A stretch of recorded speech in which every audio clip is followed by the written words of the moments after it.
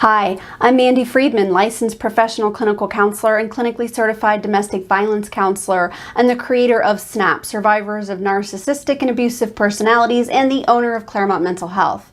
Today we're going to talk about reasons why narcissists go to therapy. You heard me, narcissists go to therapy. It is a myth that narcissists do not go to therapy. I was inspired to make this video by a friend of mine who's in the middle of divorcing an overt narcissist. I mean, it's obvious that this person is a narcissist, right? It's pretty clear cut.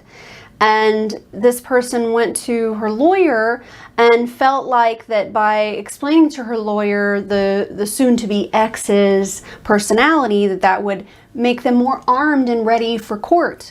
And her own lawyer said to her, "I doubt that he's a narcissist because he goes to therapy." And that made me think, I think we need to do a video about this, because I'm telling you for a fact that narcissists do go to therapy and they thoroughly enjoy therapy, as a matter of fact, especially if they find the right therapist. I just used air quotes. I don't care. I use air quotes. Oh well. But the reason I used air quotes is because when I say right therapist, I mean the therapist that's going to fuel them in the ways that they desire. And we'll get to that in just a second. Don't forget that narcissism exists on a spectrum. And narcissistic personalities exist on a spectrum as well. There's also overt narcissism and covert narcissism. Often the types of narcissists that we will see in therapy are those that will employ the covert form of narcissism. The difference between overt narcissism and covert narcissism is not that covert narcissists or covert narcissism are that those individuals are trying to fly under the radar and be undetected. That's not what we mean by covert narcissism. It's very easy to confuse. Covert narcissism simply means that instead of me feeling superior over others, that I will see myself as that others hold themselves as being superior over me. In other words, covert narcissism sounds a lot like poor me, poor baby. My suffering is unique. You don't understand me truly because of everything that I've been through. And also, I really don't want to get better because that would be robbing me of my suffering, and I overly identify with my suffering, okay? Overt narcissism is, I'm better than everyone. No one is better than me. I'm the best at this or that. I invented that. It was my idea, and other people are stupid. I'm the smartest. Okay, that's overt narcissism. So what we'll see in therapy a lot are narcissistic individuals who will employ more of the covert narcissism, at least in therapy. It doesn't mean that they're always using covert narcissism. They can be using overt narcissism outside of the therapy office, and then when they come to therapy, they're employing more of the covert narcissism. Okay, I hope that's clear. Overt versus covert, right? It's important to remember. Now, here are some reasons why narcissists come to therapy. Number one, validation. Validation, right? We all like validation, and they will change the narrative so that it paints them in a certain light. The way that they tell the stories are strategic in terms of making sure that the therapist sees them as the person who all the bad things are happening to. This person did this to me. Poor me, I lost my job out of nowhere and I have no idea how or why I lost my job.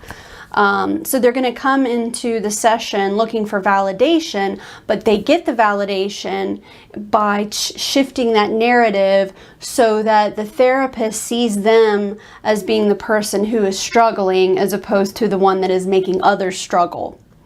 And so then that therapist will validate their feelings, and that makes them feel really good. Everybody likes validation. I like validation. I ask for it at the end of all of my YouTube videos, asking you to like and subscribe. Validation feels good, right? Okay, so they will come to therapy for validation. Number two, triangulation. Narcissists love triangulation. It's one of their most favorite strategies to use to manipulate others. And narcissists like to weaponize therapy.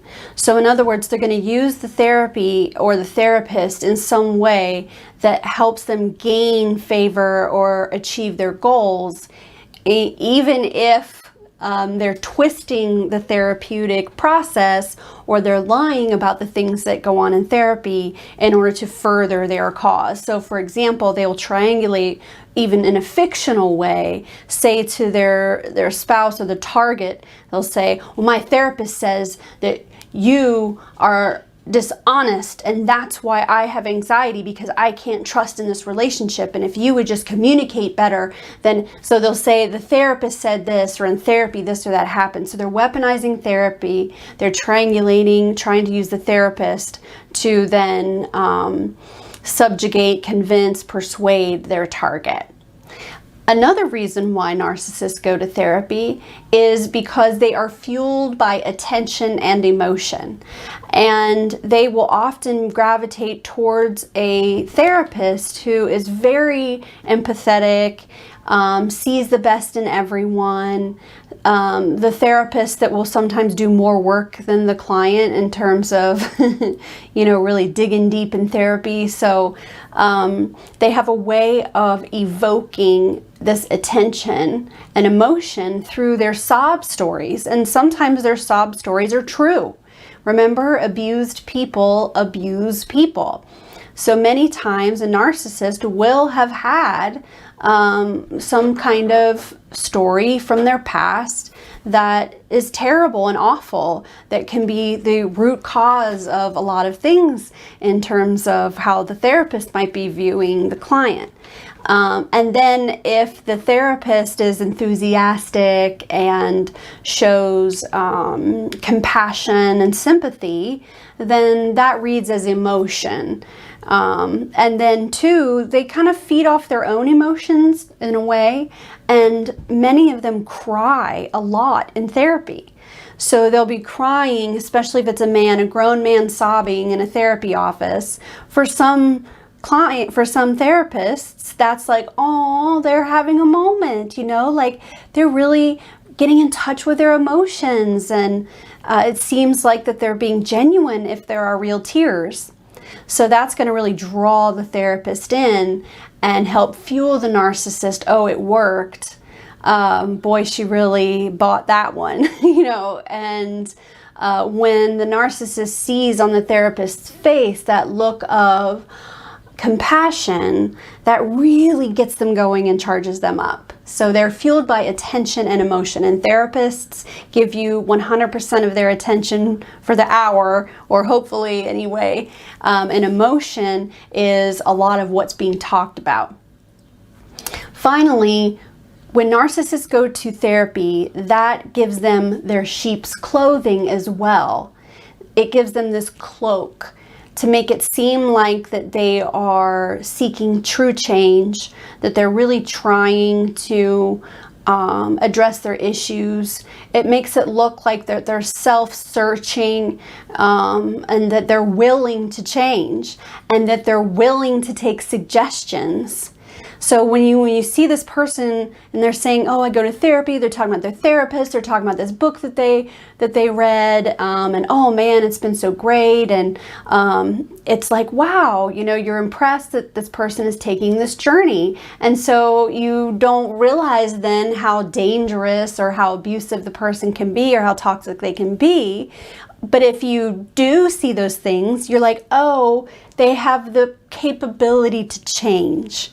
So the sheep's clothing factor covers a lot of bases. It's you can change, you're willing, you are ego dystonic, meaning that you're always looking for what's wrong and maybe you can fix it.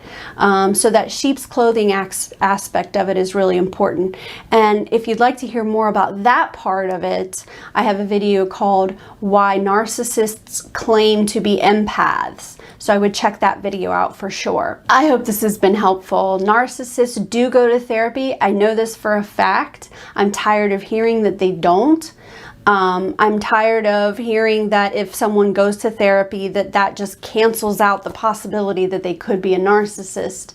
And I'd like to spread the word and spread this information not only among the targets, but also among therapists and mental health professionals and helping professionals, to let you know that they do walk around in sheep's clothing, and they are in our office, and they are sitting across from us. They just don't look like what we expected them to look like. Okay, I hope this was helpful. And like I said, therapists need affirmation and validation too. Please be sure to like and subscribe.